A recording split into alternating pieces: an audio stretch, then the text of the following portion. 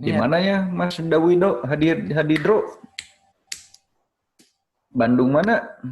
Bandung di kabupatennya sih. Oh, Di Soreang. Kopo, Kopo. yang Sayati.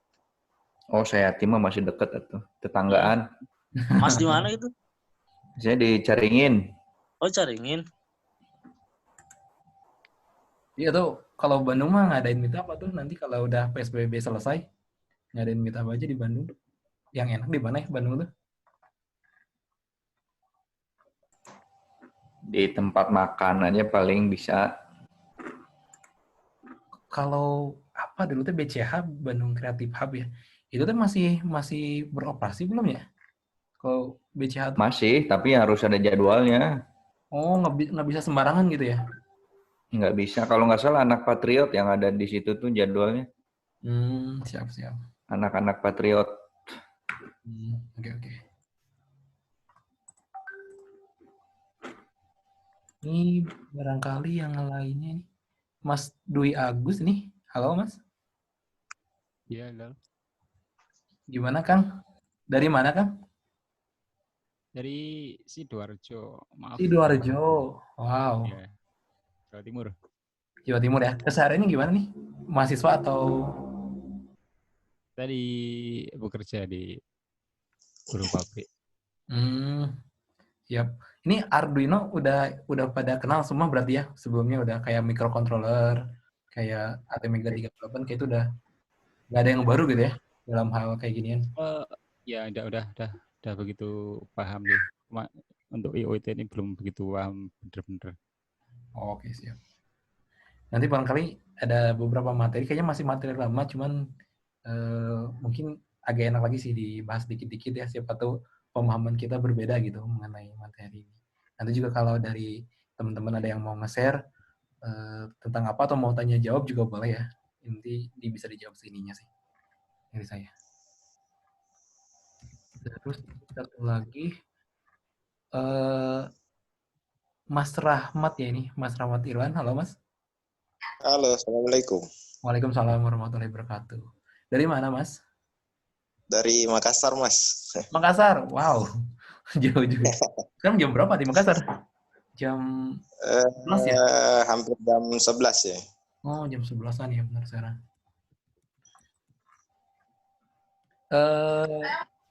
Keseharian gimana? Kerja, Mas. Kerja. Oke, siap. Iya. Ini ada Mas Gilang ya, Gilang Fauji. Halo, Mas. Ya. Gimana, Mas? Ada suara nggak sih, Dok? Ya. Halo. Dari mana, Mas Gilang Fauji? Kuningan. Oh, ini masih mahasiswa atau? Tinggal di Cikarang. Oh, sekarang kalau ini di Cikarang gitu ya. Mahasiswa atau Ya. kerja? Kerja. Kerja. Enggak ada yang ke ini sama PSBB gitu ya untuk ininya. Sekarang kan udah mulai segala macam. Nggak keganggu ya, masih tetap beroperasi gitu untuk kayak. Iya.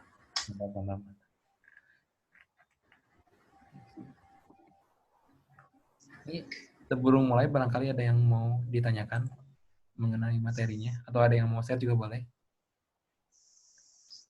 Ini sebelumnya pernah saya share materi ini sama mahasiswa di daerah Makassar juga kalau nggak salah. Ini ada mereka ada UKM namanya Kedai Computer Works. Saya sempat pernah share materi ini sih tentang peran robotika dan IoT untuk mengatasi pandemi. Ini kita udah banyak lah segini ya. Saya coba langsung buka aja dengan diskusi materi ini ya. Oke. Bismillahirrahmanirrahim. Assalamualaikum warahmatullahi wabarakatuh. Waalaikumsalam warahmatullahi wabarakatuh. Oke, siap. Ini saya lanjut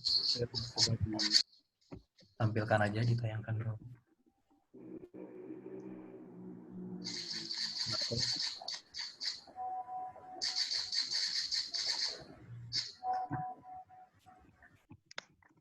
Nah, oke. Untuk di materi pembahasannya mungkin biar kita nggak terlalu ini ya, yang mau kita ambil mungkin di sini saya mau bahas tentang robotika secara umum gitu ya. Kemudian juga tentang konsep dari Internet of Things, dan nanti akan ada sedikit pembahasan mengenai studi kasus, di mana mungkin studi kasus yang kita ambil itu adalah tadi mengenai pandemi sekarang ya, bagaimana peran robotika ini untuk ngatasin pandemi. Ada 3 hal ini yang mau saya bahas sama-sama, tapi sebelumnya, karena robotika ini kan konsepnya tiap orang berbeda ya, apalagi ada orang yang mungkin di kampus paham robotikanya seperti ini yang diajarkan gitu, atau di sekolah juga paham robotikanya seperti ini, atau mungkin kayak orang seperti saya gitu yang ngulik sendiri, saya paham robotikanya ya sesuai dengan apa yang biasa saya kerjakan, project segala macam gitu. Nah, kemudian untuk di robotika sendiri sebetulnya untuk ilmunya itu kan yang kita ketahui ada 3 ya. Kita ada yang namanya mekanika, ada bagiannya elektronika, dan ada bagiannya pemrograman. Ya, mekanika ini meliputi kayak casing, kemudian kayak box kalau misalkan di project itu. Kayak gimana caranya supaya si robot ini atau project robotika ini bisa bagus kelihatannya gitu. Kalau udah produknya udah bagus. Kalau elektronika kan kita meliputi daya, meliputi semua hal lah mengenai kelistrikan dan komponen-komponennya. Nah, kalau pemrograman ini sebetulnya meliputi banyak hal ya, dan karena pemrograman di microcontroller juga ada banyak sih. Dan yang paling populer sebetulnya Arduino sih. Tapi ada juga kayak sekarang udah mulai kayak MicroPython, kemudian ada bisa pemrograman lainnya. Oke, kemudian ini sepertinya mulai lambat ketika banyak orang. Saya coba selanjutnya. Nah, ini namanya microcontroller. Ini ATmega 328. Tepatnya ini otak ya, otak dari semua project. Kalau Arduino itu kan sebetulnya hanya board ya. Boardnya lah istilahnya. Kalau misalnya di komputer tuh motherboardnya. Kalau otaknya ada di microcontroller. Nah, kurang lebih pin out-nya seperti ini. Ini untuk penampakan ATmega 328. Kadang ada juga yang bertanya ke saya, gimana caranya ngambil program yang udah masuk ke sini, kemudian ditampilkan lagi ke Arduino IDE misalkan untuk diedit programnya. Setahu saya sampai sekarang untuk ngambil program yang ada dari chip microcontroller itu belum bisa. Yang bisa diambil itu adalah program hex-nya, program yang udah jadinya gitu. Kalau program bentuknya program Arduino, ngambil dari IC itu tidak bisa. Mungkin itu juga proteksi ya dari Arduino supaya si program yang kita buat tuh ketika jadi produk aman gitu, nggak di-copy sama orang lain. Nah, kemudian setelah ke microcontroller, kita masuk ke sistem minimum. Nah, ini kurang lebih di sistem minimum ini. Di sistem minimum ini untuk bagi yang mau bikin Arduino sendiri gitu ya, atau microcontroller sendiri, rangkaiannya seperti ini sih. Ini rangkaian paling sederhana. Di sini untuk bisa bekerja gitu ya, untuk supaya si Arduino microcontroller ini bisa bekerja, seminimalnya rangkaiannya seperti ini. Di sini ada penggerak kayak clock-nya gitu ya, jantungnya ini kristal dihubungkan ke pin yang ini. Kemudian kalau ini sih sebetulnya untuk penurunan tegangan aja sih, karena microcontroller seperti ATmega 328 ini dia jalannya atau bekerjanya di 5 volt. Nah, gimana caranya supaya input dari 9 volt ataupun sampai 12 volt itu bisa berjalan ke sini tanpa merusak IC ini kita diturunkan lagi oleh regulator. Kemudian adapun di sini kapasitor, di sini fungsinya untuk apa? Ini lebih ke penyetabil tegangan. Kayak gitu. Ini kalau bentuk di PCB, dibikin PCB bisa bentuknya seperti ini. Nah, kemudian, kalau udah jadi board microcontroller, udah board komplit gitu ya, nanti kan bentuknya ya seperti Arduino ini. Kalau ada yang bilang Arduino itu minimum system atau bukan sih? Kalau menurut saya bukan ya, karena Arduino ini udah kompleks lah. Di sini nggak cuma ada kristal doang gitu ya istilahnya. Di sini juga ada penurun tegangan, I/O-nya juga udah dikeluarin, terus plus ada USB. Nah, ini namanya USB untuk uploadernya, yang membuat yang bisa komunikasi antara si Arduino, si IC microcontroller ini dengan komputer kita. Cara ngupload program pun jalurnya melalui ini sih, melalui jalurnya ini. Kemudian selanjutnya, sebentar. Nah, ini ada beberapa pin out di Node MCU yang sekarang populer ya digunakan. Board microcontroller ESP8266. Ini kurang lebih untuk pin out yang ada di, kalau di Arduino kan, bagi yang belum tahu ya, di Arduino itu kan pinnya, kalau kita mau program pin 2 gitu ya, di Di sini kita tinggal tulis aja, kita bikin rangkaian misalkan colok ke pin 2, berarti di program Arduino juga kita pasang ke pin 2. Sedangkan di non-MCU itu tidak seperti itu. Untuk library yang lama khususnya ya, kalau kita mau colok ke D1 misalkan, nah kita nggak bisa nulis program D1 sebetulnya, tapi kita harus nulis 5 sesuai dengan GPIO di ESP8266 sendiri gitu. Disesuaikan dengan ini untuk pemrogramannya. Kita lanjut. Nah ini kurang lebih sekarang kan semakin berkembang kayaknya, kayak walaupun sudah ada banyak modul yang lain, microcontroller tuh nggak akan ada habisnya ya. Makin kesini makin banyak modul yang dibuat gitu. Hampir semua sensor sih yang dibutuhkan, dari mulai sensor gas, dari mulai sensor kayak pH sensor, TDS segala macam udah ada. Ini untuk modul sensornya. Kemudian untuk modul ini modul input ya, kita bisa nyebut input. Ini untuk modul keluaran outputnya sekarang pun udah ada banyak. Ini salah satunya mungkin yang jarang dipakai, ini ada namanya Smart Servo. Ini produk Korea ya. Kalau servo biasa sebetulnya kita kendalikan melalui program signal gitu, pengiriman signal. Tapi kalau Smart Servo itu di dalam servo ini sudah ada microcontrollernya, sehingga untuk pemrograman udah canggih lah servonya gitu. Untuk koneksinya bisa langsung dari satu ke satu gitu, dari servo ke servo bisa langsung berdampingan. Kalau misalkan kita kendalikan microcontroller biasa kan kita biasanya satu pin satu servo gitu ya untuk kendalinya. Ini pun ada kayak LED ya yang biasa kita pakai, terus ada door lock, ada RF, ini ada motor driver. Yang saya sarankan tuh sebetulnya untuk PWM ya, ataupun untuk pengendalian yang lebih dari 5 volt, saya gunakan IRF aja MOSFET, karena MOSFET ini untuk arus itu dia bisa sampai sesuai keluaran dari inputnya. Misalkan inputnya itu 12 volt 2 ampere.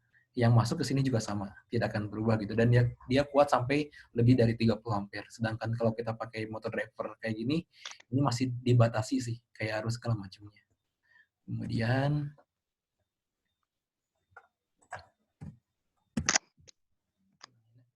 Kemudian bahasa pemrograman microcontroller. Yang kita sering pakai itu si Arduino ya. Kemudian ada MicroPython.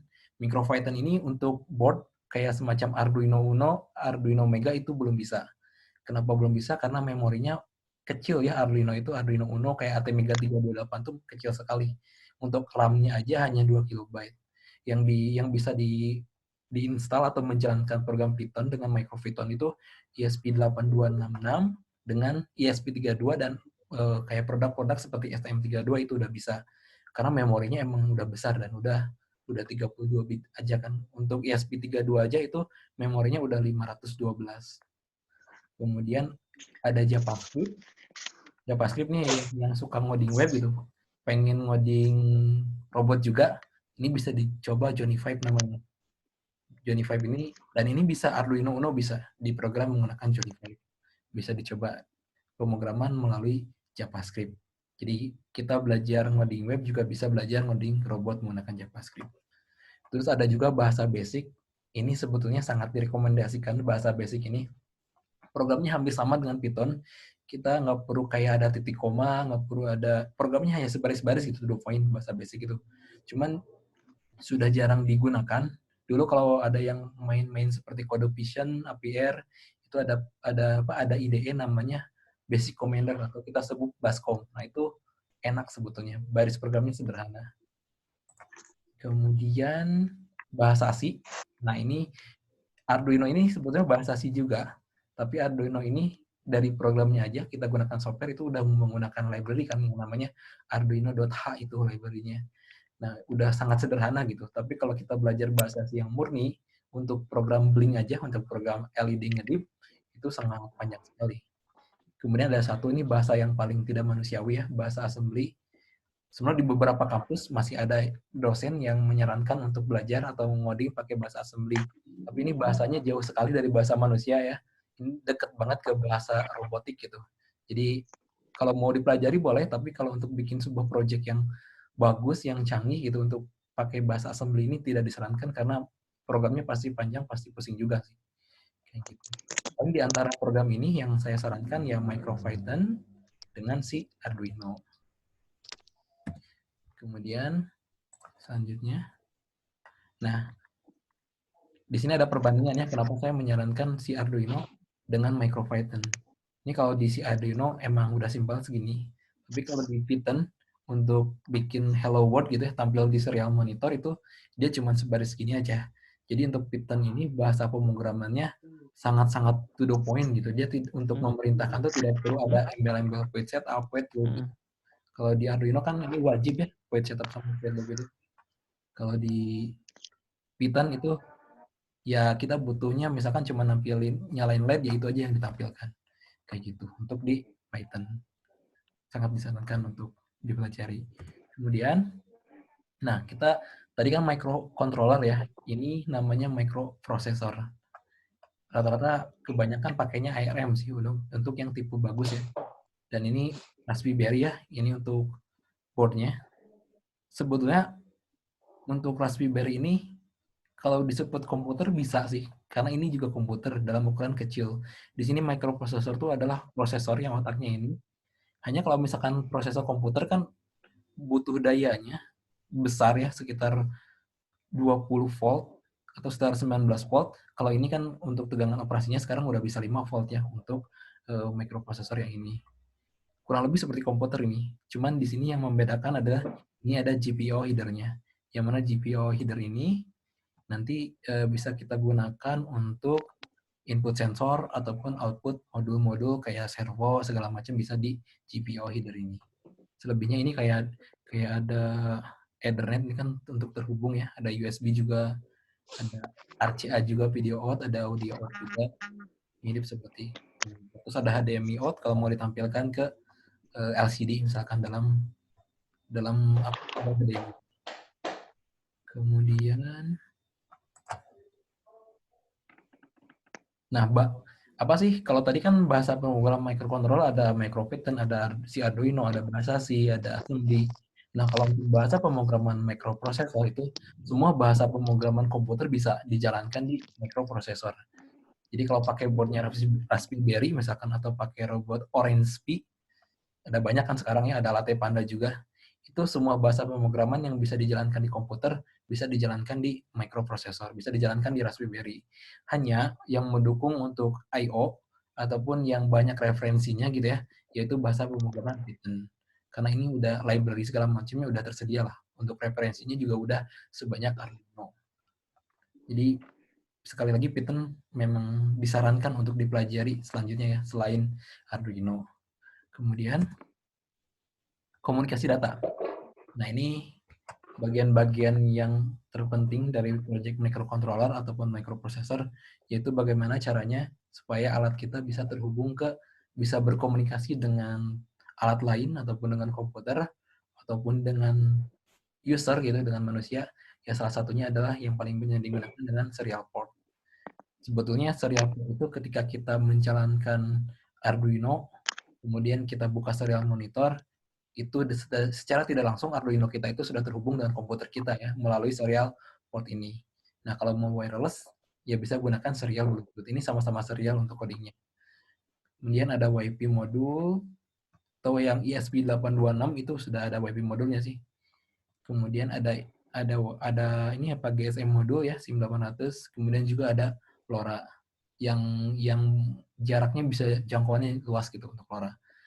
Nah, untuk terhubung ke internet, nah sebelum istilah internet opting ada gitu ya, dulu sebelumnya orang mengenalnya bahwa gimana caranya supaya si alat ini bisa terhubung ke internet, yaitu namanya komunikasi data melalui internet. Caranya bisa menggunakan WiFi, bisa menggunakan GSM model, apapun caranya supaya terhubung ke internet. Nah sekarang kan istilahnya udah disebut IoT ya, internet opting yang populernya. Oke, kemudian nah kita lanjut ke konsep internet opting. Ini yang menurut saya ya, saya ngambil dari beberapa referensi, sebuah project itu bisa dikatakan internet opting, itu kalau yang pertama dia terhubung ke internet, yang kedua dia dari mesin ke mesin, artinya tidak ada bantuan kita ya. Kalau menurut saya Telegram masih butuh bantuan kita, sepertinya belum termasuk IoT gitu.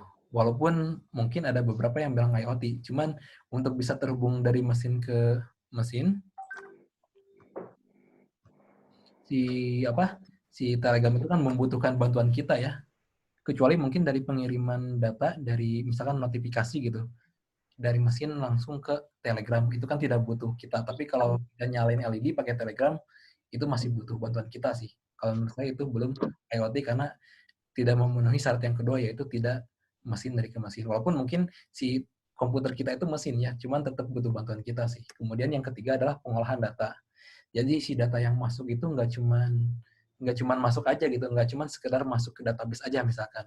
Nggak cuman masuk ke penyimpanan data di internet saja, tapi juga harus ditampilkan misalkan melalui chart gitu atau melalui tampilan saja gitu, melalui chart donat gitu segala macamnya. Nah, yang keempat ini ada penyimpanan data. Ada penyimpanan data ya maksudnya ada data logging gitu, di mana kita bisa lihat kembali nih data yang sebelum-sebelumnya, misalkan dari tahun yang sebelumnya, dari bulan yang sebelumnya, dari yang menit sebelumnya itu bisa kita lihat gitu, dan bisa kita ekspor juga. Yang terakhir yaitu adanya user management. Nah, sebuah project bisa dikatakan internet of things kalau ada user management juga, yang artinya kita bisa tahu nih, yang sebelumnya nyalain lampu itu siapa sih, yang sebelumnya ngambil uang di locker itu siapa sih, yang sebelumnya ngambil alat di ini tuh siapa sih. Jadi ketahuan melalui user management. Kemudian selanjutnya, nah untuk Internet of Things sendiri ya, protokolnya ada banyak, cuman yang populer itu yaitu HTTP, kemudian ada MQTT. Ini saya mau sedikit share tentang dua protokol ini. Jadi bagi yang belum tahu protokol, itu adalah kayak jembatan atau cara ya, gimana caranya si mesin ke mesin itu bisa saling mengirimkan data melalui internet. Nah, ini ada namanya HTTP ya, kemudian ada MQTT. Kita bahas satu-satu. Nah, ini untuk protokol HTTP. Nah, untuk protokol HTTP ini yang paling banyak digunakan sebetulnya dari sekarang. Karena untuk kita buka Facebook, kita buka Google, ketika kita buka web itu menggunakan protokol HTTP. Makanya di indeksnya itu ada HTTP:2 segala macam gitu ya. Nah, mungkin dari HTTP ini tidak ada hubungan antara jeleknya ya. Jeleknya HTTP ini tidak ada hubungan antara server dengan klien. Jadi tidak ada istilah server mengirim ke klien, tidak bisa. Kalau misalkan si klien, misalkan kita bikin project untuk menyalakan LED. Nah, si server itu tidak memberi perintah ke klien untuk menyalakan LED. Melainkan, si server misalkan bikin satu data untuk menyalakan LED. Nah, si klien ini harus meminta terus-menerus data tersebut. Supaya memastikan bahwa si LED ini udah nyala atau belum di data server ini. Jadi untuk HTTP ini sebenarnya kurangnya kayak gitu, karena langsung gitu ya, dia tidak bisa mengirimkan, tidak bisa dua arah lah, ini kelihatannya tidak bisa dua arah gitu. Jadi si klien harus terus meminta, baru direspon sama server. Kayak gitu. Nah, ini untuk format dari header-nya, kayak gini ya. Yang kalau kita minta ke server gitu, ini pasti ada untuk ngecek ini udah oke atau belum, terus tipenya apa, terus ini baru data string, data dari server tersebut. Nah, untuk MQTT, ini bisa dua arah. Jadi dari server atau dari API atau dari web misalkan ya, dari interface itu bisa mengirimkan langsung ke klien, dua arah. Hanya MQTT ini memerlukan broker, namanya broker. Broker inilah yang menghubungkan antara subscriber dengan publisher. Subscriber itu orang yang meminta gitu ya. Nah, publisher itu adalah orang yang mengirimkan data. Tapi dua-duanya bisa gitu ini. Melainkan misalkan si Arduino ini bisa sebagai publisher, juga bisa sebagai subscriber. Makanya untuk IoT ya disarankan adalah MQTT karena bisa dua arah. Dan untuk real time gitu yang harus terus menerus per detik, MQTT yang paling bagus sih menurut saya. Karena cepat, plus pengiriman datanya juga tidak seberat HTTP. Artinya kalau kuota itu, kalau misalkan HTTP butuh kuota 2 kilobyte misalkan, kalau MQTT mungkin hanya kurang dari situ lah, kurang dari 2 kilobyte. Ini yang mau nyoba MQTT, misalkan mau install broker sendiri di komputernya, bisa nyoba Mosquito ya untuk brokernya. Ini open source, bisa bebas lah digunakan. Kalau mau nyoba yang udah online-nya, bisa coba di tes mosquito.org.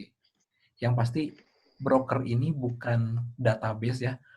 MQTT broker ini hanyalah penghubung gitu, hanyalah artikel. Karena suka ada yang nanya gimana caranya mengirimkan data ke MQTT. Itu sebenarnya salah karena MQTT itu bukan database. bukan database, melainkan hanya protokol untuk pengiriman data. Nantinya ya database-nya kita butuh kayak database lagi, misalkan gunakan NoSQL atau MySQL dan lain sebagainya. Kayak gitu. Ini untuk protokol MQTT. Kemudian selanjutnya, nah kurang lebih buat teman-teman yang mau bikin cloud, IoT cloud atau IoT platform, ini ada beberapa bahasa pemrograman yang bisa digunakan. Kayak ini ada PHP gitu ya sebagai backend-nya, ada JS juga, kemudian ada MySQL untuk database, bisa gunakan juga NoSQL. Pokoknya semua pemrograman web itu bisa kita gunakan untuk membuat sebuah cloud sendiri.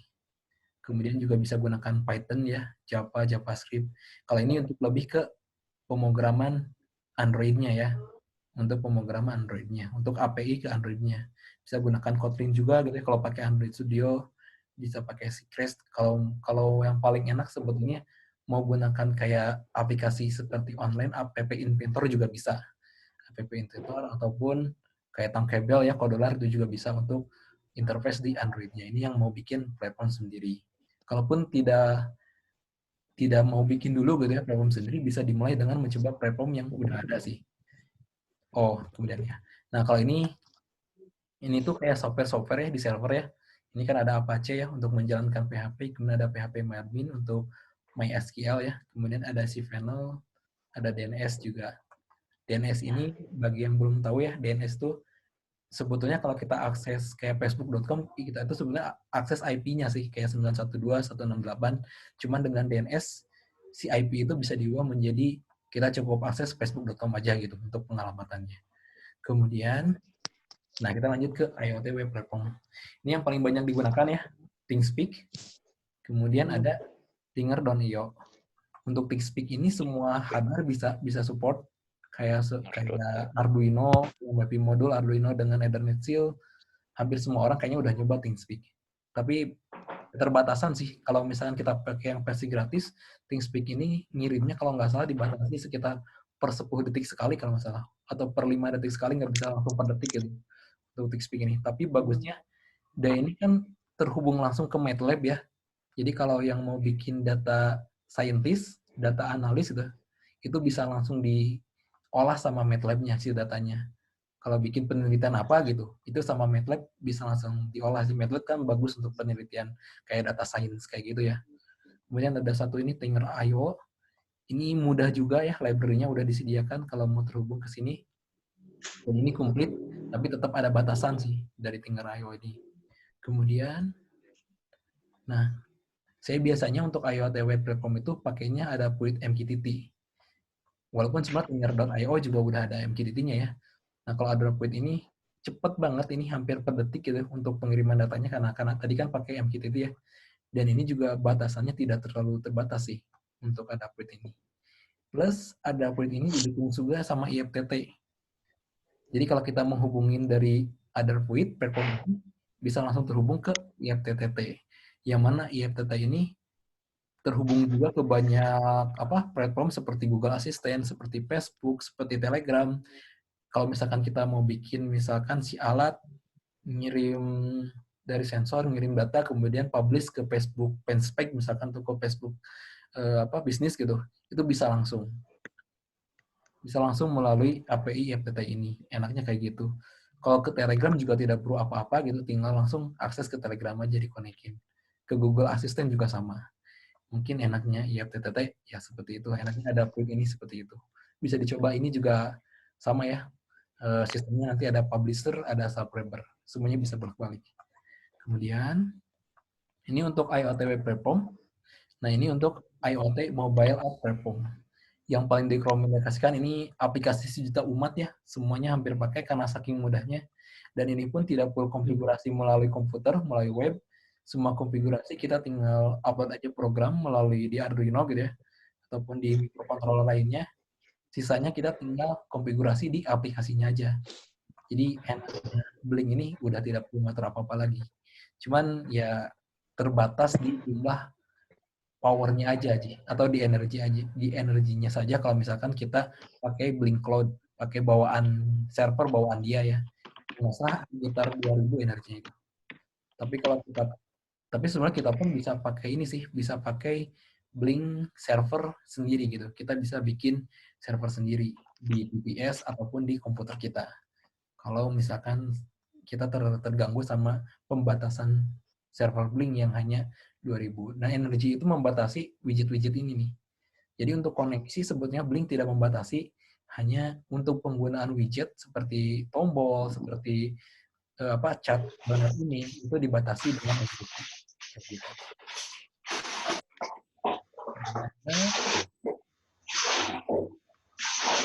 Nah, kita coba lanjut ke pembahasan ya, ke studi kasus pandemi corona ini. Ini ada beberapa daftar permasalahan yang sudah saya simpan di sini. Yang pasti yang kita ketahui ya, bahwa di corona ini masalahnya yang pertama adalah karena penyebaran virus yang berbahaya. Kemudian karena virus ini tidak terdeteksi. Sebenarnya kalau misalkan ada satu alat gitu ya, yang bisa deteksi keberadaan virus ini kita udah nggak perlu social distancing dan lain sebagainya. Tapi dikarenakan karena penyebarannya tidak terdeteksi, makanya ini terhambat karena itu sih. Mungkin yang baru masuk yang bisa di-mute dulu ya untuk ininya. Nah, oke. Nanti ada sesi tanya jawab loh, untuk kalau yang mau tanya jawab kita bisa diskusi bareng-bareng. Nah, dari daftar permasalahan ini ada solusi pencegahan. Yang pertama kan yang sudah kita lakukan yaitu jaga jarak yang disebut social distancing, kemudian juga jaga kebersihan. Nah, dari hal ini makanya robotika, orang-orang yang ngulik di robotika bikin rame-rame nih project seperti kayak touchless tool itu yang kayak cuci tangan yang nggak disentuh gitu ya. Kemudian ada hand sanitizer yang tidak disentuh. Kemudian juga ada ngeluarin sabun tidak disentuh, dan semua hal project yang tidak perlu disentuh gitu. Makanya bikin project-project seperti ini. Kemudian juga untuk kebersihan, orang-orang pada bikin yang namanya bilik disinfektan kan. Kemudian juga untuk mengetahui monitoring suhunya, pada bikin juga deteksi suhu ya, karena kemarin deteksi suhu yang tidak disentuh itu mahal. Terus ada beberapa orang juga yang bikin masker canggih apalah dengan berbagai macam fitur. Nah, dan lain sebagainya. Nah, tapi mungkin yang dari permasalahan yang sekarang terjadi ya, seperti kayak bandelnya masyarakat Indonesia untuk mengikuti peraturan, itu saya sebetulnya ada solusi sendiri sih, yang memang proyeknya susah, tapi tidak mustahil untuk dibikin. Nah, yaitu solusi pencegahannya adalah dengan menggunakan object tracking atau menggunakan sistem pengawas 24 jam. Ya, saya tahu sekarang polisi mengadakan checkpoint gitu ya, dicek per poin per ini supaya orang tidak lalu lalang ya.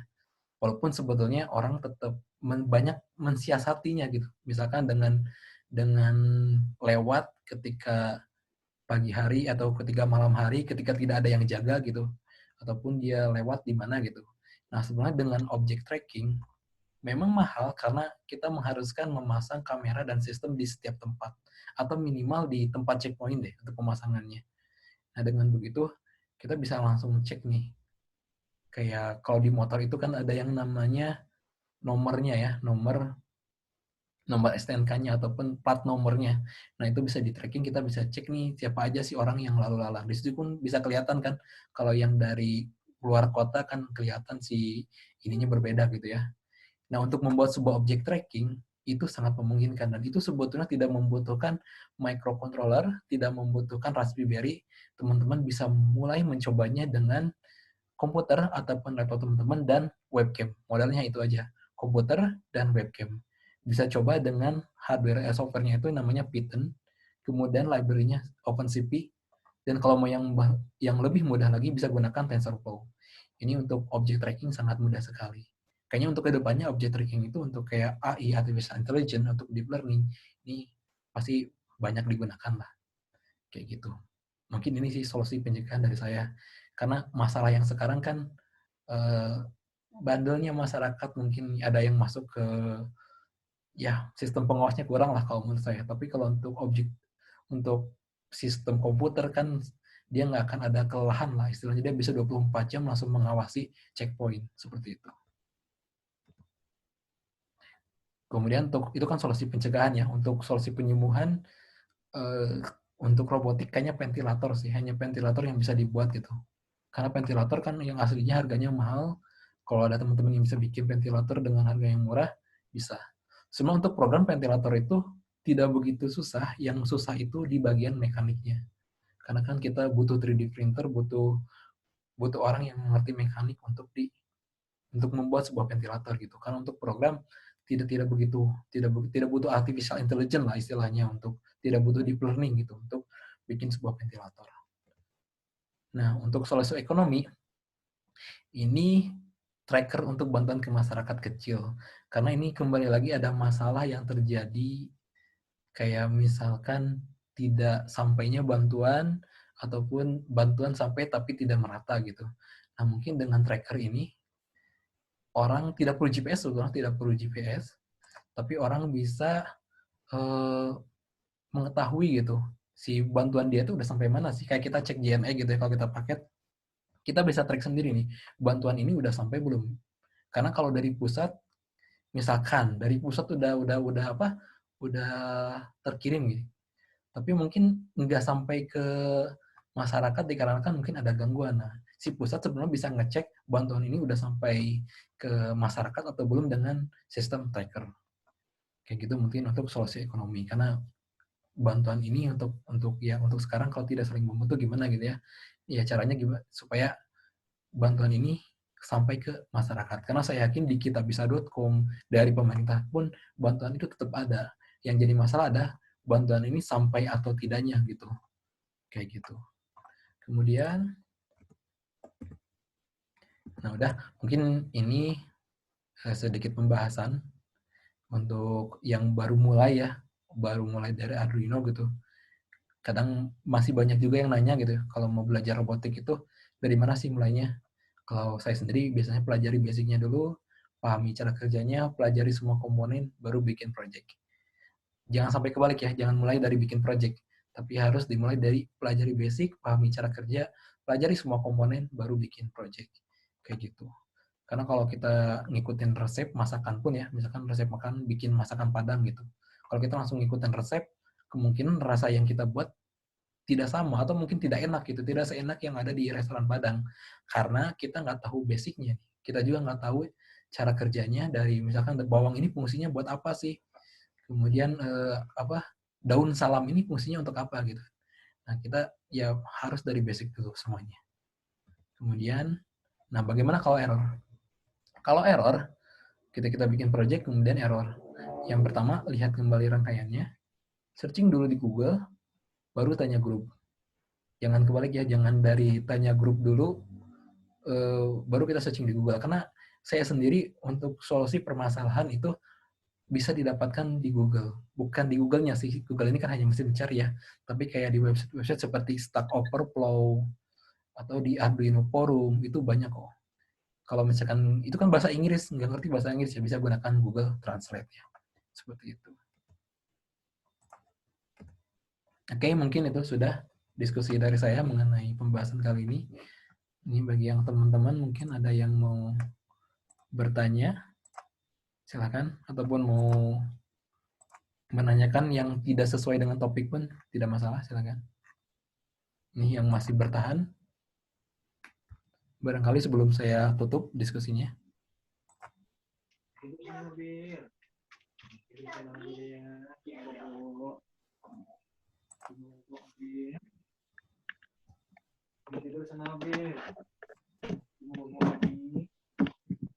Ada mobil, dibawa dulu ya. Nah, besok kita mainnya mobil. Ada. Assalamualaikum. Ada mobil.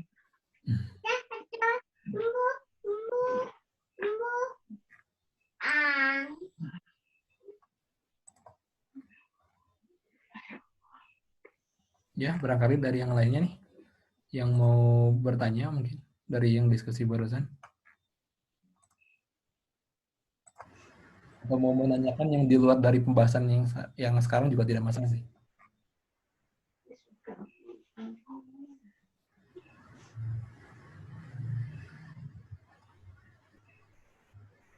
atau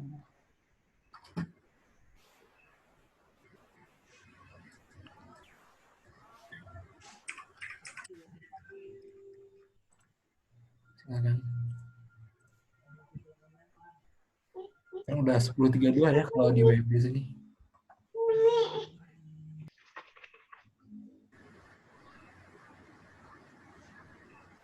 Kang,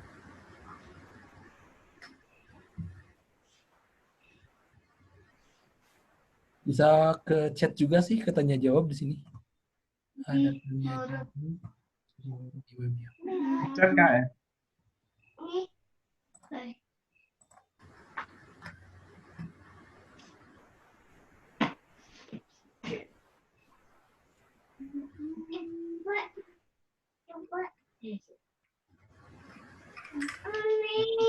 Oh ya, jadi chat ada ya.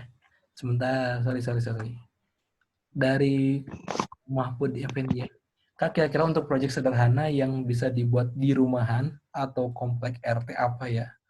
Proyek sederhana yang bisa dibuat di rumahan atau komplek RT.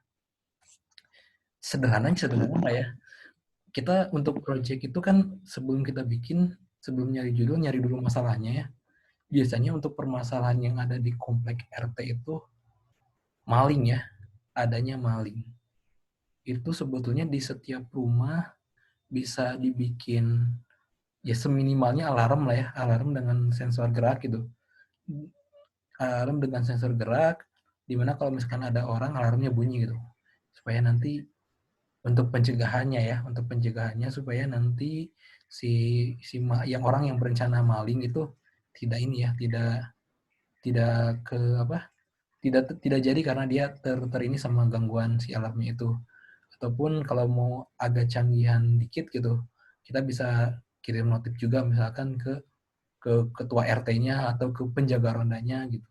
Karena saya yakin ketika penjaga ronda diam di tempat ronda pun, kalau ada sistem monitoringnya kan dia bisa ngecek di sini ya di setiap tempat gitu. Kayak gitu mungkin.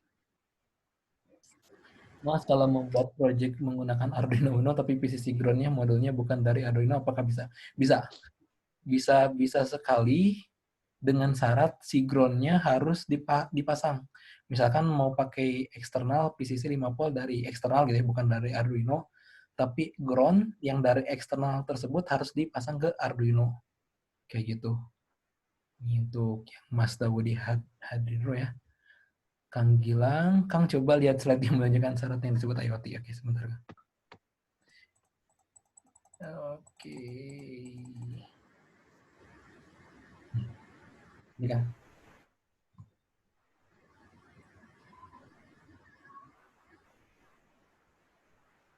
Gimana? Barangkali ada yang ingin tanyakan?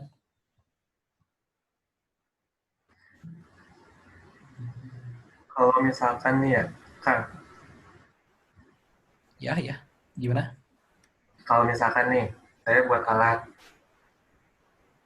terus kita juga buat software di Visual Studio misalkan. Nah, kita kirim data tuh lewat komunikasi serial, USB. Nah, dari data Visual Basic itu kita kirim data lagi buat database-nya ke MySQL.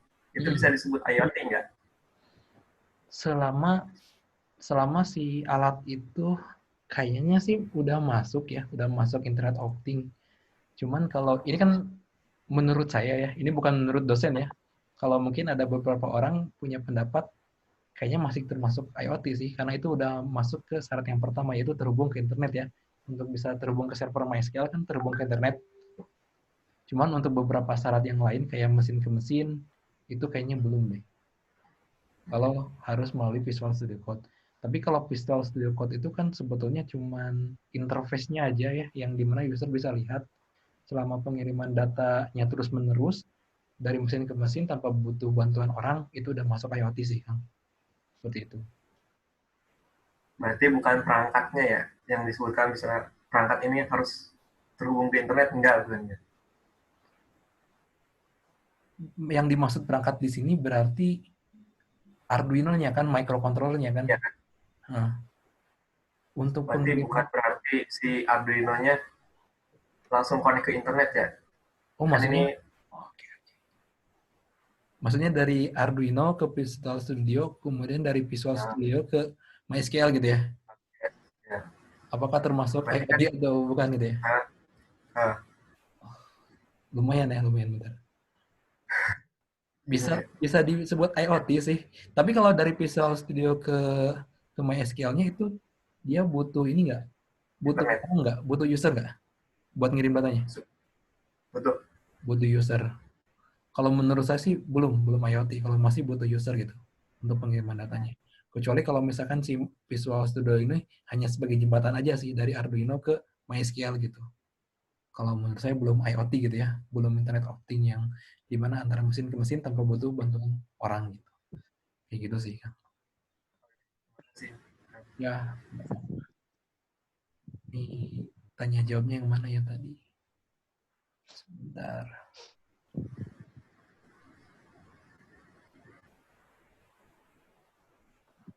Ini barangkali yang mau ini lagi bisa di lewat chat.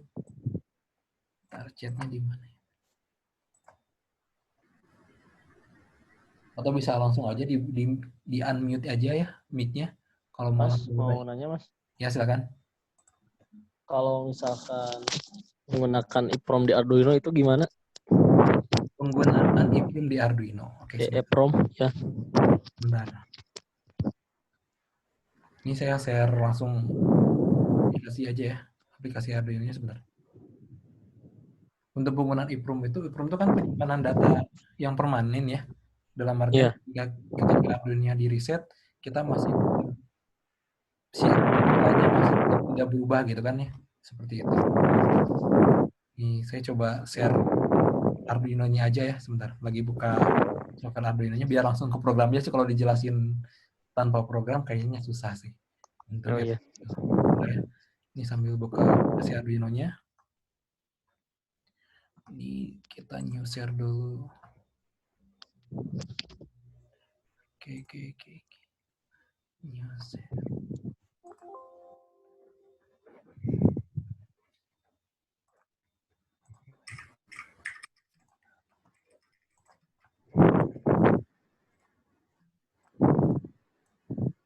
Nah, ini kelihatan nggak aplikasi Arduino-nya? Ada muncul ya? Ya, kelihatan. Nah, kalau di Arduino itu karena EEPROM ini kan library ya. Kita ya biasa untuk coding dasarnya kita kayak harus include dulu library-nya.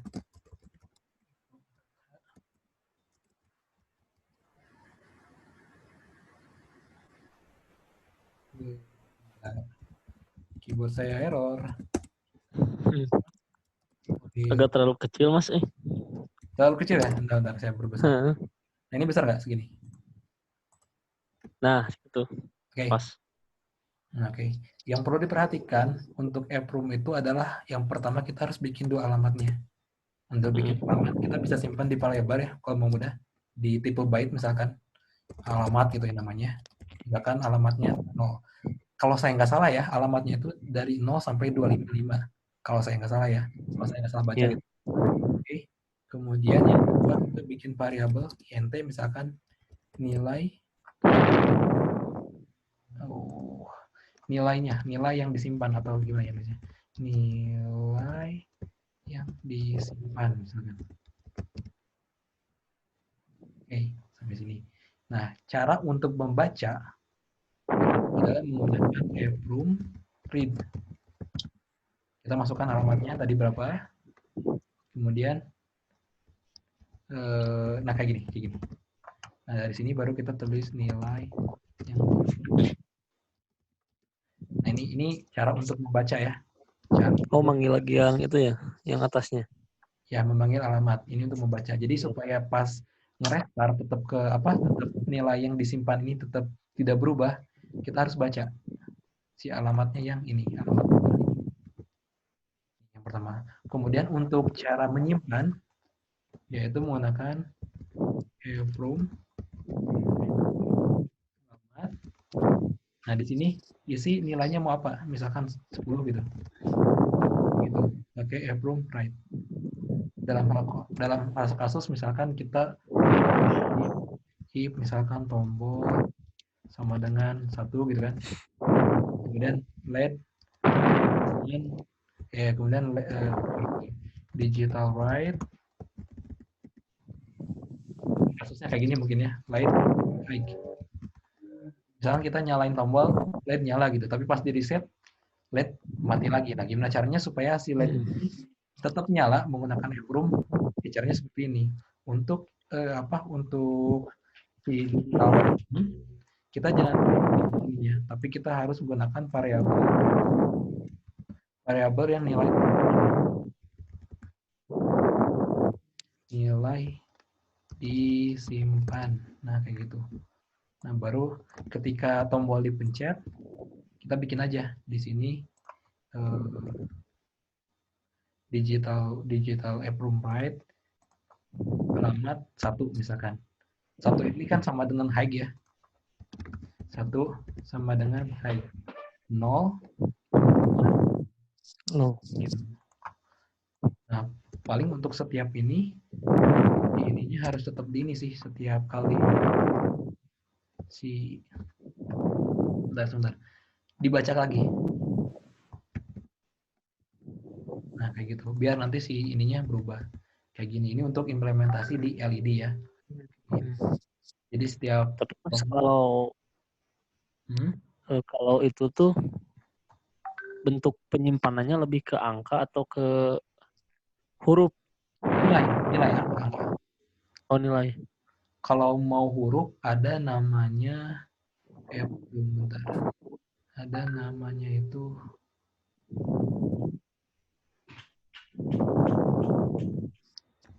EEPROM put Arduino, ini saya lupa ini. EEPROM put. Jadi kalau bentuknya tidak ini ya, nah ini kayak gini. Kalau mau bentuknya, tapi ini disimpan di objek sih, di array. Jadi kalau mau bentuknya selain angka gitu, ini kan bisa float ya. Bisa float, terus bisa string juga, ataupun bisa karakter juga ini.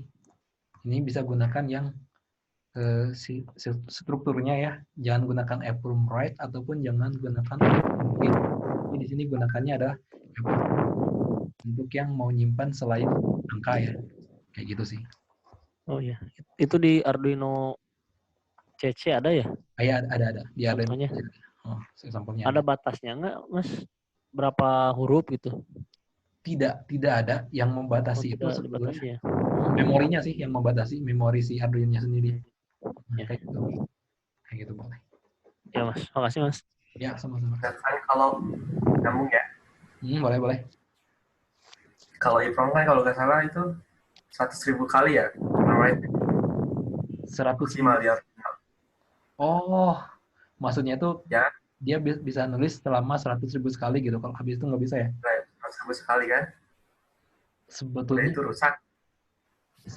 Nah, untuk masalah itu saya belum nyoba ya. Belum nyoba sampai 100.000 kali untuk proses EEPROM write kayak gitunya. Jadi belum tahu juga sih benar atau enggaknya gitu. Ada nggak caranya supaya memperpanjang umurnya gitu? Oh, boleh. Bisa menggunakan EEPROM eksternal. Bisa gunakan eksternal. Jangan pakai EEPROM Arduino. Eksternal aja sih. Nah, kayak gini nih. Ini EEPROM eksternal. Jadi jangan gunakan EEPROM yang ada di Arduino-nya gitu. Bisa gunakan EEPROM yang eksternal, yang hardware lagi lah. Kita nambah hardware lagi untuk EEPROM-nya, untuk penyimpanannya. Kayak gitu paling. Itu sih ya. Ya? Pakai itu sih. Komunikasinya? Ya. Setahu saya sih ada yang I2C, ada juga yang enggak sih. Ada yang bisa, kalau I2C kan pinnya emang harus itu ya. Ada yang enggak. Ada juga yang I2C yang di DS3231. Nah, yang ini udah ada EEPROM-nya. Kayaknya emang I2C sih. Ini satu kalau yang udah pakai RTC yang ini ya, ini sensor waktu, ini juga ada EEPROM-nya. Sepertinya memang I2C kalau kita lihat dari hardware yang ini ya. Ini kan ada RTC, ada sensor waktu, ada EEPROM, ada sensor suhu juga kan dia. Kalau lihat dari sini sepertinya memang I2C untuk EEPROM-nya. Jadi kita bisa nge-write ke si DS3231 itu ya, ke RTC itu. Oh, bisa. Saya kalau lewat bikin, EPROM-nya. kalau bikin project Bell, saya pasti gunain yang ada di sini aja sih untuk penyimpanan. Kayak gitu, untuk nyimpen jadwalnya gitu ya. Kayak gitu. Oke. Gimana? Barangkali ada yang lain sebelum saya tutup nih, sudah mulai 10.47. Permisi Kak, mau nanya. Ya, Biasanya kalau untuk belajar, ini maaf agak melenceng dikit nih dari pembahasan hari ini. boleh. Kalau misalnya kita mau belajar basic dari Raspberry Pi, nah kan saya kok nyari di Google nih kan buat nyari basic Raspberry Pi, saya bingung nyarinya di mana. Nah, yang banyak kan Arduino. Nah, sekarang saya mau belajar Raspberry Pi ini gimana ya Kak? Untuk bagusnya belajar kemana? Soalnya di Google susah betul saya cari Kak. Oh, oke. Yang pertama mungkin yang harus diketahui dari Raspberry itu, dia bukan microcontroller seperti Arduino. Dia adalah komputer ya, komputer kecil. Jadi dalam artian, nah, kita harus, kalau yang belum, sebenarnya beberapa Raspberry udah ada OS-nya. Kita tinggal jalankan aja OS-nya. Kayak gitu kan, kita kayak komputer aja, kita buka komputer, kita jalankan OS-nya kayak Windows gitu kan. Kemudian kita buka aplikasi seperti kalau di itu tuh ada Tony IDE ya, kalau di Raspberry itu Tony IDE. Ini untuk coding Python-nya. Biasanya ini bawaan sih. Kalau pakai apa? Sistem operasi yang Raspberry-an OS. Nah, ini yang bawaannya gitu ya. Jadi pas kita buka Raspberry itu ini kita udah buka kayak gini nih. Udah buka tampilannya mirip Windows lah ya. Udah tampilan kayak gini. Nah, untuk installnya bisa langsung. Sebenarnya kalau untuk pemula yang belum tahu cara instalasi ke komputer gitu ya, cara instalasi OS, bisa beli Raspberry yang udah ada OS-nya. Ada banyak kok Raspberry yang udah ada OS-nya. Jadi kita tinggal jalankan seperti komputer. Ber-OS ya. Yang udah ada OS-nya banyak kok. Minta. Saya kira apa tuh? Pas saya beli itu langsung harus install sendiri OS-nya gitu. Jadi kan bingung juga. Oh, tergantung sih itu. Ada yang harus install dulu, terkadang ada penjual yang udah diinstal sama OS-nya sih. Kayak gitu untuk Raspberry ini. Untuk sistemnya. Paling kalau mau di remote ya, kan kalau Raspberry terus-menerus ditampilkan ke antar muka kayak ke HDMI LCD, kurang bagus juga. Bisa coba pelajari kayak apa ya yang buat remote itu. Remote Raspberry. Kalau saya biasanya pakai putih sih. Oh, pakai putih. Putih SSA. Supaya kita bisa konfigurasi ataupun coding si Raspberry ini tidak perlu harus ke Raspberry-nya gitu, tidak perlu harus nyentuh Raspberry-nya, tapi bisa pakai komputer kita misalkan. Kayak gitu. Oh, kayak Kak, kayak apa tuh? Kayak jenis kayak sambungan Ethernet gitu Kak, atau gimana gitu Kak? Sambungannya bisa internet, bisa WiFi sih. Yang penting si Raspberry terhubung sama WiFi yang sama dengan komputer kita gitu. Atau bisa dihubungkan langsung ke LCD laptop juga bisa kan, rata-rata orang kayak gitu sih. Bisa juga kayak gitu. Ada caranya. Selanjutnya kan kalau OS-nya udah ada ya, kita tinggal buka kode editor aja sih, kayak Tony IDE tuh. Ini rata-rata udah ada. Kemudian kita tinggal ngoding Python, udah kayak gitu. Selanjutnya tinggal pelajari Python aja sih. Kayak gitu, kalau Raspberry itu. Iya. Makasih Kak. Ya, sama-sama.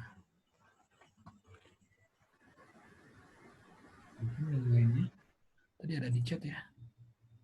Di chat itu ada di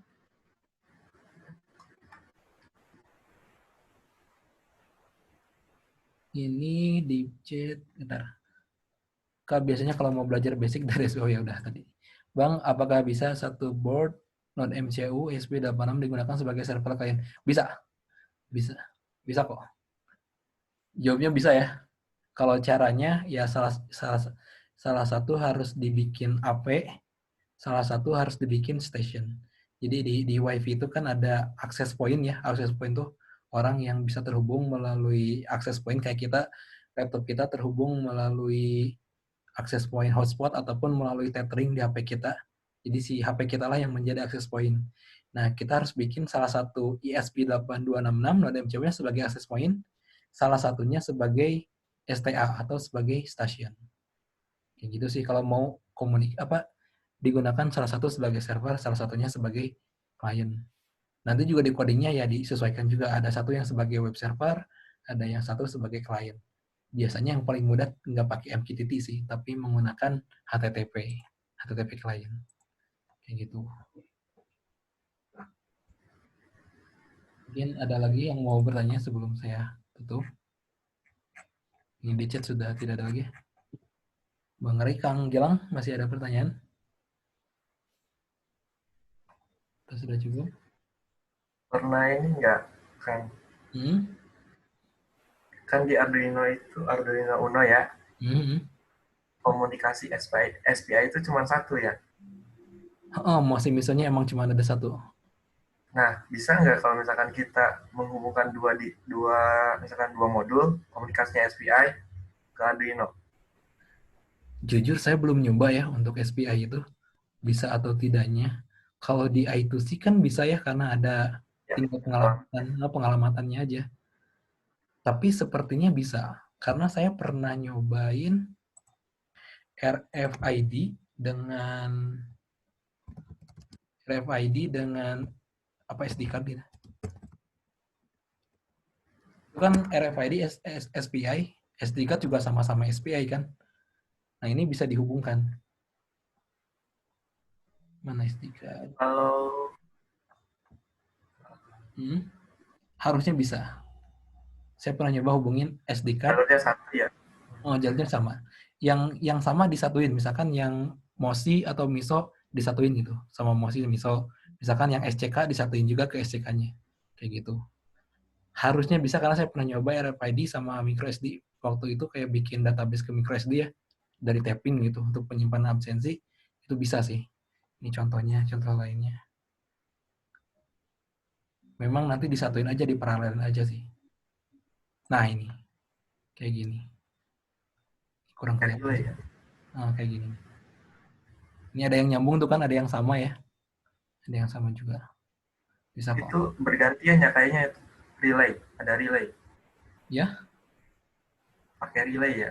Ini ya, tambah relay. Walaupun nggak tambah, ini relay itu sebenarnya bukan ke SPI-nya, sah. Ini kayak ke tambahan sih. Kalau nggak tanpa relay pun bisa kok. Bisa langsung. Kalau relay kan bergantian tuh ya? Gimana? Kalau pakai relay harus bergantian kan? Untuk apanya bergantian? Cara kerja si modulnya, misalkan RFID, terus kita mau ngaktifin si cardnya, harus ngaktifin relay dulu gitu. Nah, kalau misalkan RFID ya 2 gitu, bisa kan? Bisa nggak ya? Bisa. Kalau saya biasanya pakai kapasitor sih, kapasitor ataupun resistor, biar nggak pakai relay gitu, ya rangkaiannya. Kalau Arduino Uno itu pernah nyoba tapi kayaknya error deh. Tapi kalau Arduino Mega, saya nyoba berhasil untuk komunikasi RFID sama SD card. Ada beberapa orang yang sebetulnya mereka gunakan ini juga. Gunakan ini kayak adalah semacam IC apa gitu untuk supaya bisa lancar untuk ke Arduino Uno. Itu apa? Kayak semacam penghubung lagi gitu. Atau buat nge-split sih. Cuman kalau menurut saya kurang direkomendasikan sih. Nah, kalau mau rangkainya kayak gini pun bisa nih. Tapi memang harus dicoba sih. Kalau saya pernah nyoba berhasil menggunakan Arduino Mega. Kalau Arduino Uno waktu itu pernah nyoba dan error sih. Ada salah satu yang nggak jalan. Kalau nggak salah yang nggak jalannya itu RFID-nya. Ininya berfungsi, RFID-nya tidak berfungsi. Kayak gitu. Untuk SPI. Paling enak I2C sih sebetulnya. Paling enak I2C. Paling enak, paling mudah I2C untuk komunikasi sensor itu. Kayak gitu.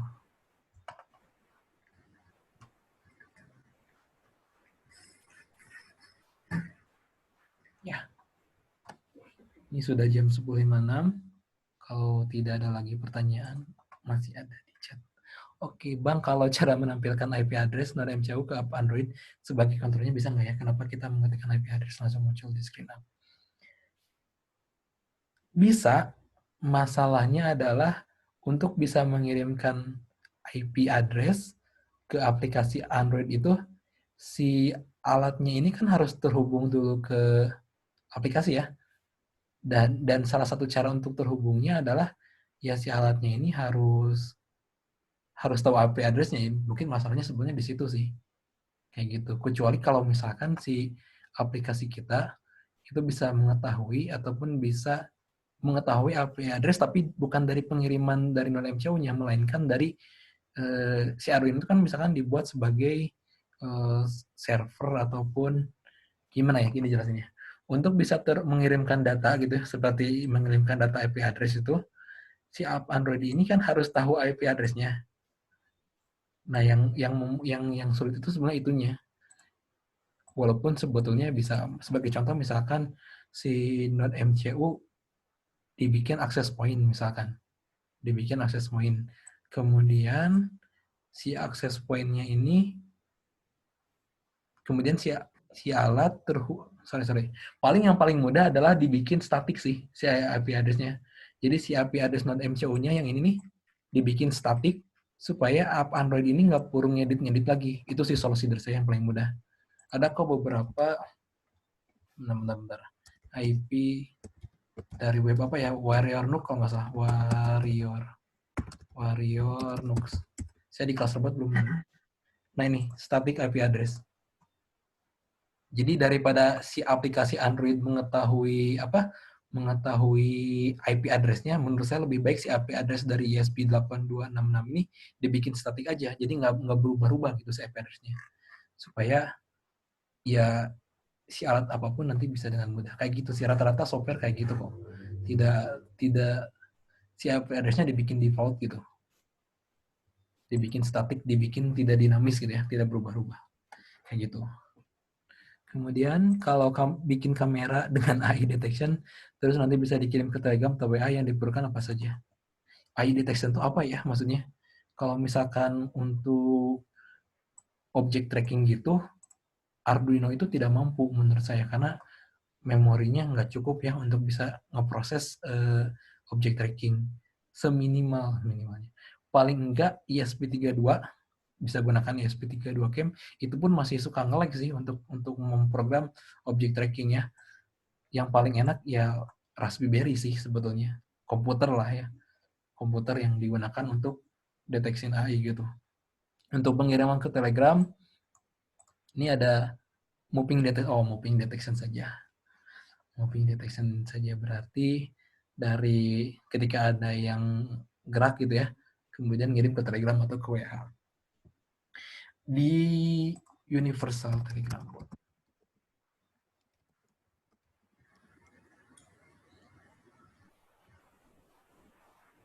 Ada sebuah library yang saya sangat rekomendasikan untuk Telegram ya. Ini untuk Telegram dulu ya. Itu ada yang namanya Universal Telegram Bot.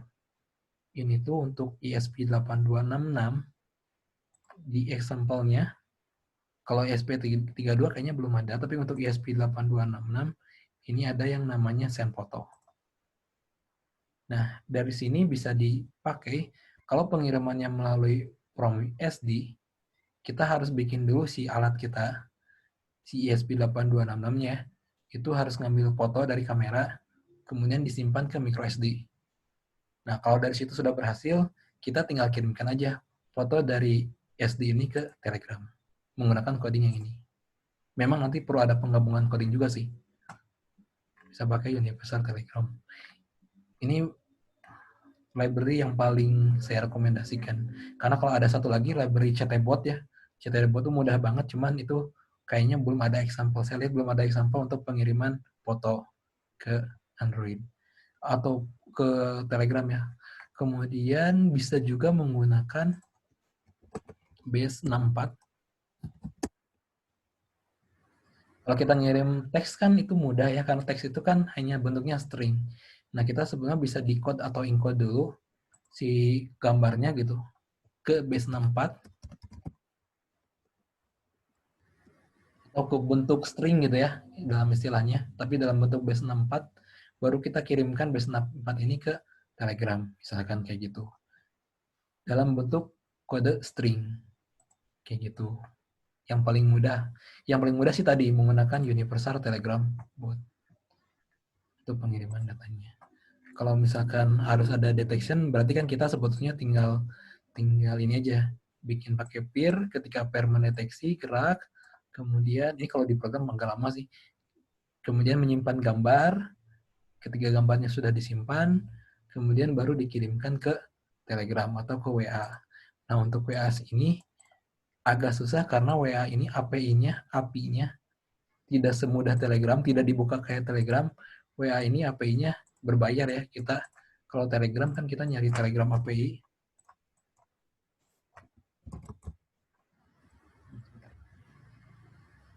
Nah, kita nyari Telegram API, ini langsung dibuka sama Telegram. Langsung dikasih gitu. Kayak kita mau bikin program apapun sama Telegram udah dikasih lah di sini. Sama teks-teks segala macam lah ya kalau pakai Telegram. Tapi kalau pakai WhatsApp API, kita pengen menggunakan WhatsApp API itu, si WhatsApp kita harus ini dulu sih, harus bayar dulu lah istilahnya, atau harus daftar dulu ke WhatsApp-nya gitu, karena ini nggak dibuka sama dia. Tuh. Kayak harus ngirim kontak dulu, nama perusahaannya apa, situs web perusahaannya apa, nama depan segala macam. Walaupun sebetulnya kita masih bisa menggunakan pihak ketiga seperti misalkan Twilio.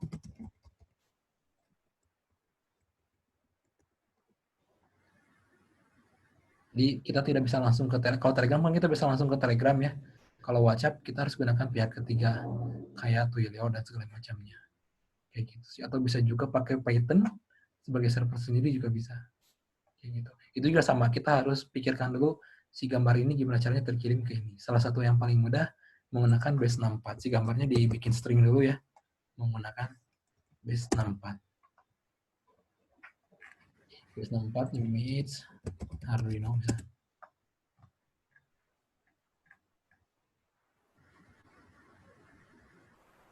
Ya gitu sih untuk pengiriman gambar. Yang paling mudah tadi sih pakai ESP8266 dengan Universal Telegram Bot library-nya. Kayak gitu.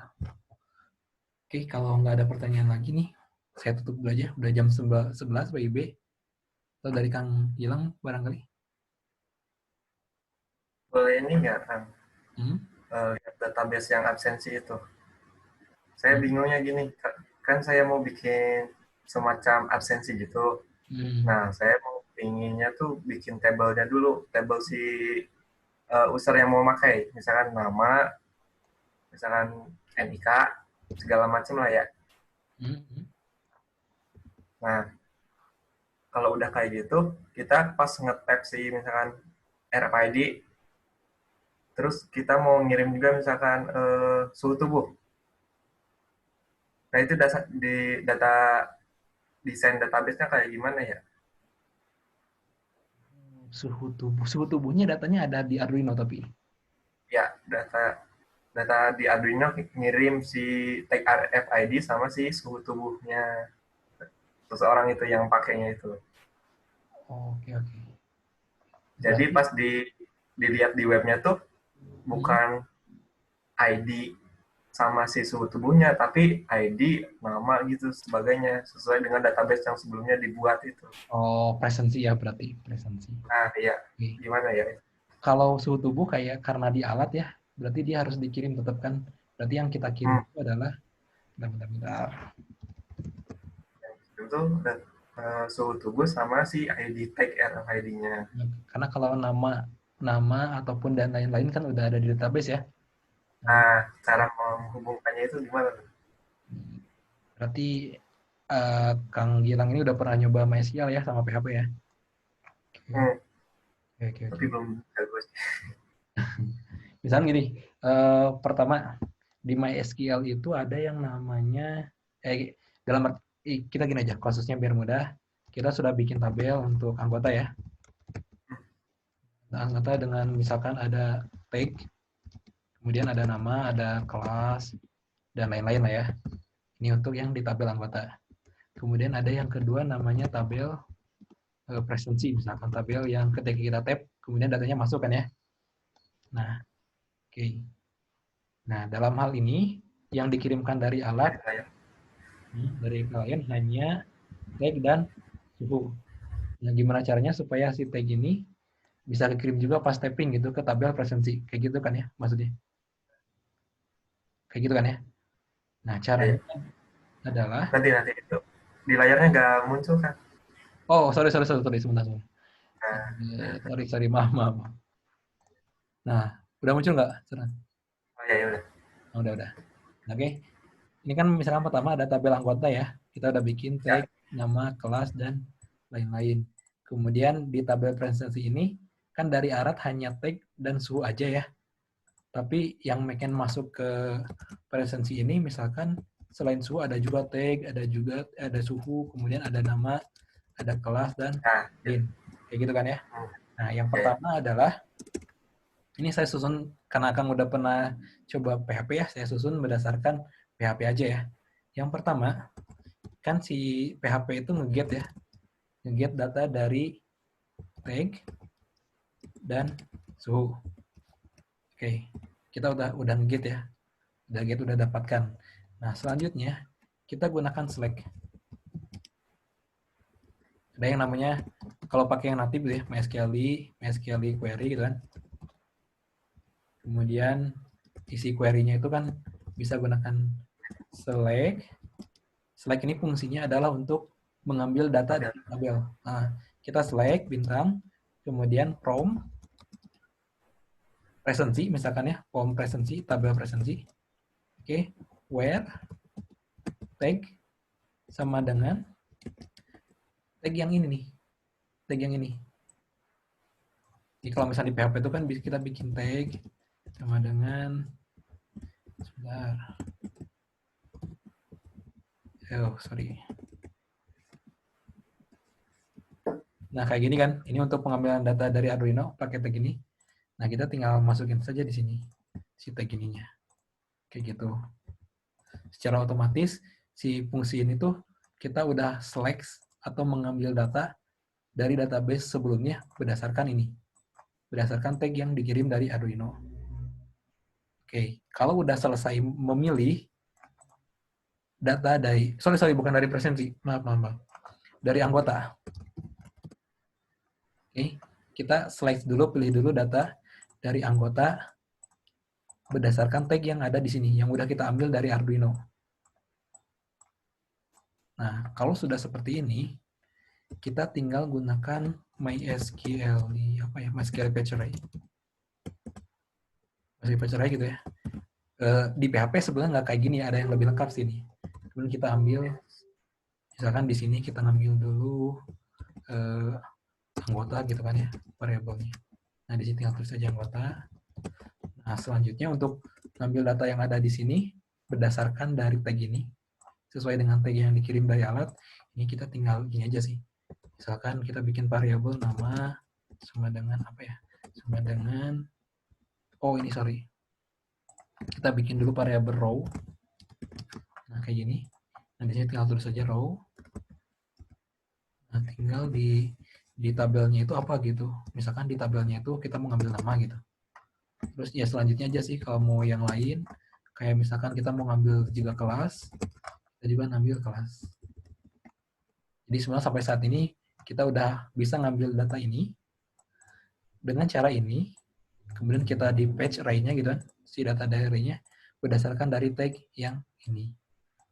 Nah, kalau ini udah selesai, ya selanjutnya kita tinggal insert sih. Tinggal insert.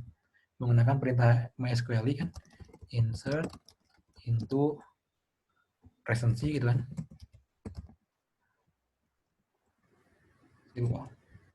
Ini ada sih perintah dasar dari MySQL. Nah, kita tinggal masukkan aja di sini apa aja gitu datanya. Misalkan nama atau apa, sesuai dengan tabel. Kemudian kita masukkan variabel sesuai dengan, misalkan ada nama, kayak gitu sih. Udah sampai sini. Jadi yang pertama, ini kan data yang masuk ke suhu. Nah, untuk mengambil data dari anggota yang sudah kita ambil sebelumnya, gunakan perintah yang ini. Yang di-select dulu berdasarkan tag gitu ya. Where tag sama dengan tag yang ini. Supaya kita pilih anggotanya sesuai dengan tag-nya gitu. Nah, baru kita susun berdasarkan, baru kita insert gitu. Kayak gitu sih untuk yang di MySQL. Untuk penyusunannya ya. Jadi kita insert si suhu sama si ID ya? Kita suhu ID tag sih. Kalau saya manggil tag suhu kan ini udah ada ya. Udah ada karena ini kan udah dari alat. Nah, kalau kayak nama kan ini nggak ada gitu ya. Nah, caranya kita panggil menggunakan perintah ini. Nah, baru kita bisa manggil di sini nama juga. Kayak gitu sih. Untuk yang presensi ya. Untuk yang tag sebelumnya. Kayak gitu. Nggak butuh jam ya tambahin. Ya.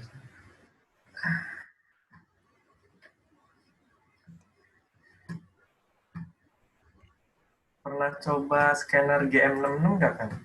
Scanner apa? Scanner barcode GM66. Sebentar. Kayaknya pernah nyoba. GM66.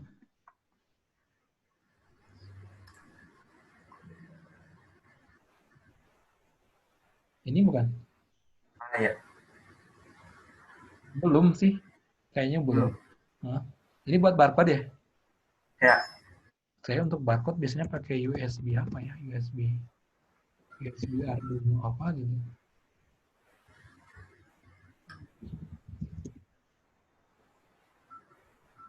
Nah ini, saya biasa pakai ini. Jadi si barcode-nya, barcode normal, barcode biasa ya, barcode yang bisa di komputer. Nah, supaya ini bisa diendek ke sini, pakai seal yang ini. Ini ada USB seal sih. Lupa tipenya apa ya. Nah ini, kayak gini juga nih.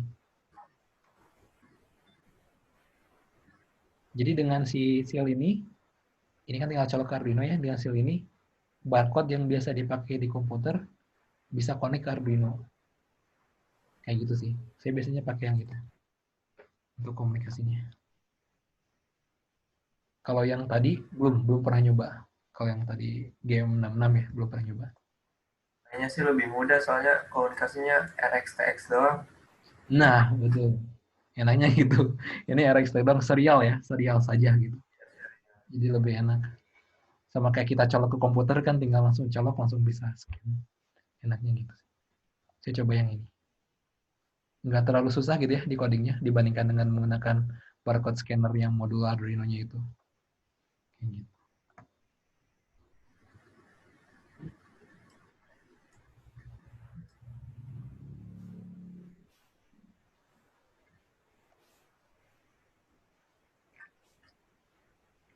Oke, gimana Kang Gilang, masih ada pertanyaan atau dari teman-teman lainnya?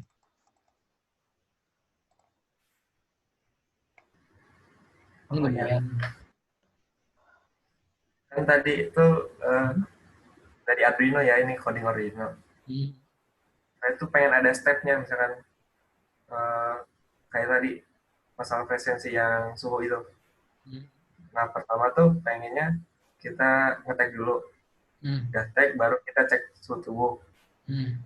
Baru dikirim. Baru dikirim ke, nah itu caranya gimana ya? Apa sih tag sama siswanya disimpan dulu di variabel terus dikirim? Apa gimana itu?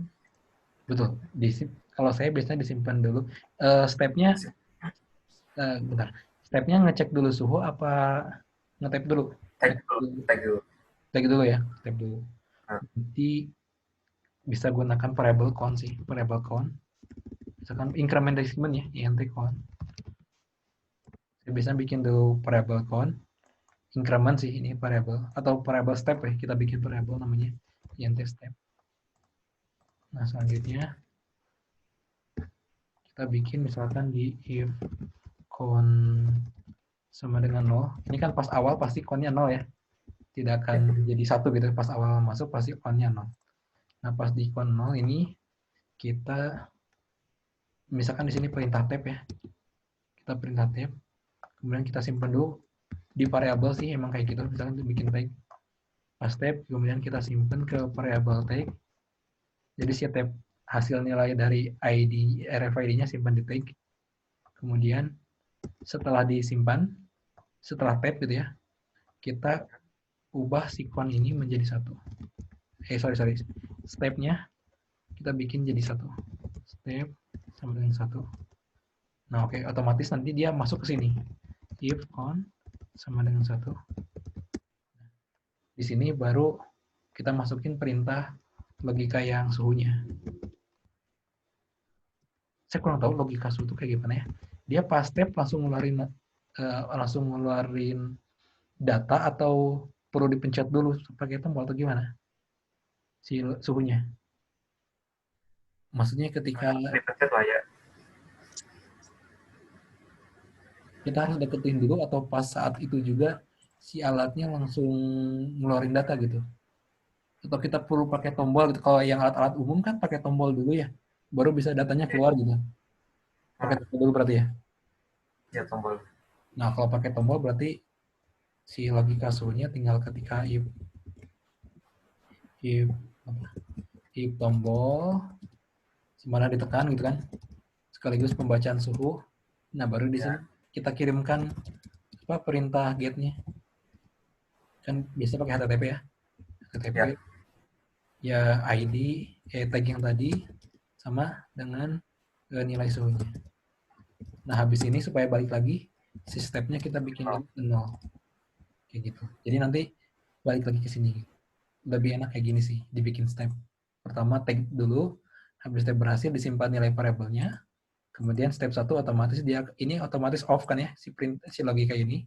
Dia masuk ke logika yang sini, ke count 1. Nah, di count 1 baru ketika pencet tombol, dia mengirimkan data yang tag nilai suhu.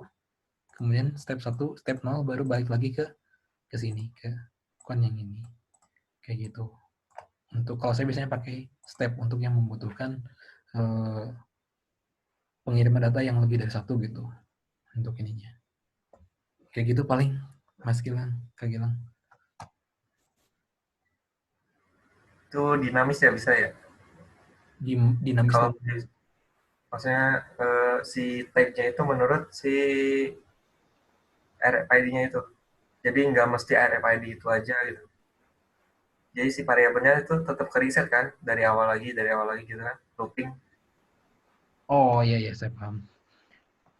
Nah, di akhir sini supaya variabelnya nggak berubah, supaya berabornya habis, di akhir sini nih selain step 0 bisa bikin tag sama dengan 0 atau tag kalau string ya. Nah, kayak gini. Supaya si variabel tag ini bisa balik lagi ke 0 kan, supaya kosong lagi lah istilahnya. Kosong lagi. Bisa dibikin kayak gini. Kalau dia integer ataupun nilai-nilai ya tag 0.